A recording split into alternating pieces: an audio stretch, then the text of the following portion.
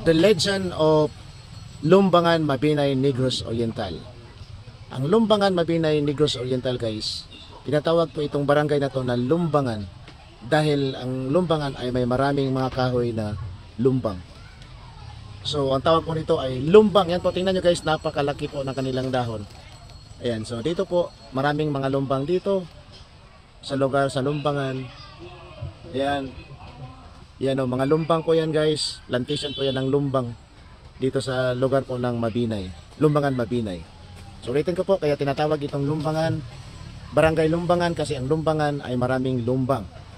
Bibigyan ko kayo guys ng konting kaalaman tungkol sa lumbang guys na kahoy. Itong lumbang na kahoy guys, ito po ay namumunga. At ang bunga po nito ay very good source po ng oil.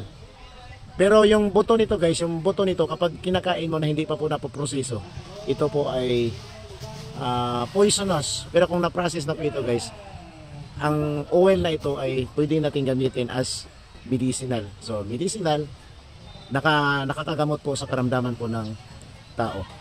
So yan po guys, lumbang tree. Kaya ang lumbangan ay tinatawag na lumbangan kasi it's because of the tree called lumbang.